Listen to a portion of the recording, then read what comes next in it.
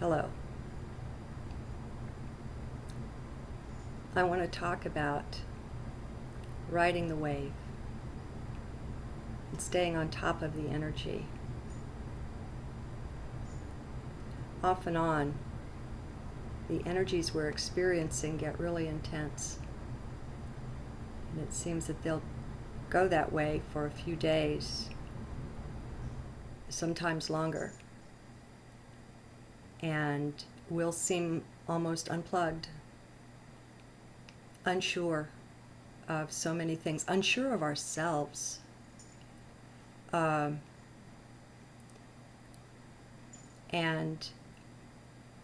I'm seeing this off and on, often not right when you're in the midst of it, as the death of the ego, the aspects of it that we no longer need. We talk about how, oh, it's really great, the powers that be are now the powers that were, and we see their world collapsing around them. Their bubbles of secrecy are all popped, and they're behind the dark, the back rooms stuff is coming out more and more in the open. So many things that were used as tactics to sway and control us, those things don't work once we see into them. As soon as you see something, most often its power over you is either gone or greatly diminished once the conscious mind steps in. And so we might laugh and think, oh, that's great, those are the bad guys, they're getting what's for, but so are we. Remember, we are externalizing all of that. Each and every one of us has our light side and our shadow side, or we wouldn't be able to appear here. It just seems to be in the nature of 3D. It's duality. And so balance has been the thing that helped when my boat was getting really rocked. Just to not drop the goal of being perfect. I mean, that's what I've done anyway. We were given these phony ideas about perfection and heaven and God and all the rest of it, along with history and science and the good stuff was kept for the power elite. But that doesn't matter anymore. The thing is, though, we don't want to so externalize the bad or the evil or the dark that we don't recognize it in the self. It couldn't be out there if it wasn't in us. Okay, so when we see something really dark, it's a good idea for us to turn our gaze within and see where we have that in us and work on that. We can't go take Monsanto out of business, but we can take the energy that Monsanto operates on out of us. And as it's no longer here and present among us, that energy won't have anything to grasp onto, to hold, and it will sink, it will die, it will go poof and be gone. So I think the secret is cleaning up within in order to get what we want out there. But meanwhile, if things were as they used to be in previous centuries, we might be able to do this at a pretty steady pace and kind of keep our feet under us most of the time. With the way everything's accelerating now, that ain't happening. And if we took a vote, I think we'd all agree, we want it to come as fast as it can. We want this change, this alchemical thing to take place to turn the lead into the gold. But I've been saying pretty much all along, we need to welcome the dark side in us. It's kind of like the thing between the mind and the heart. We don't want to annihilate the mind. We just want to put it in second position behind the heart. With the dark side, it's not that we want to annihilate it. We just want it to be in second position, subject to the heart. And so there's a balance. And I can't say I totally understand this. It used to give me fits when I used to really want to understand things.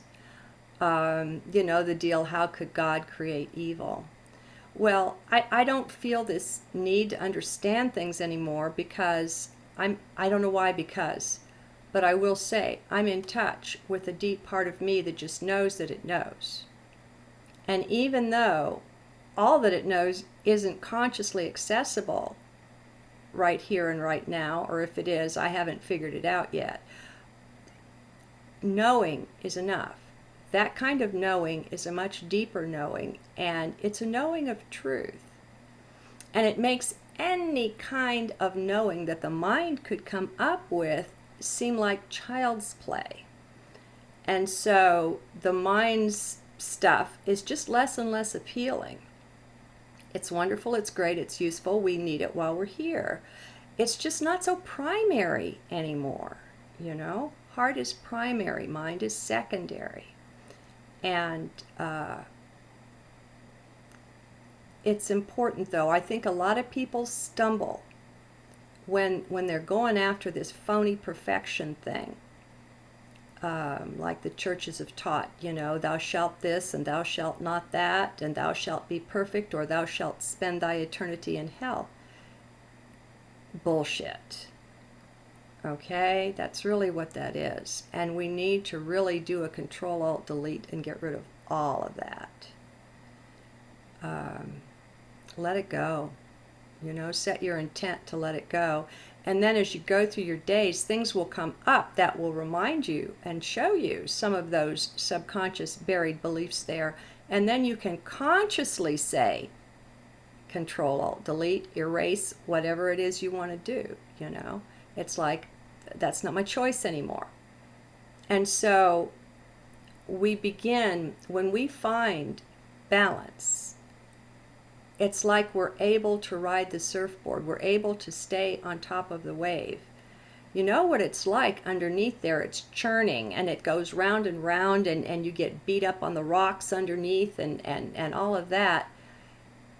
And maybe that's where we've been in the past. I don't know.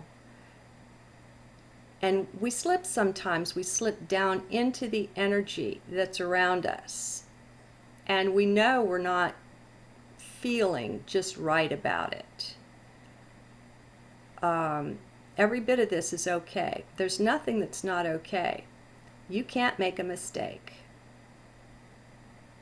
You can't make a mistake. You can't do anything wrong because right and wrong are a game that we played as a part of duality. And they have no lasting reality. They are not found in the higher dimensions. There is love and the various manifestations of love, and there are more and more transcendent manifestations of love. There are the many beautiful, very diverse, infinite ways of dancing with love, in love, as love, living through that. Now, where is the wrong going to be in that? Okay, so we played a game with these concepts of right and wrong. Don't let your mind accuse you of anything. Watch your self-talk. When it does, you can just say, no, I don't accept. Wrong program. We are creating our future in our now. And so I have a written journal here, so I'll cut this one off and get to that. See you soon.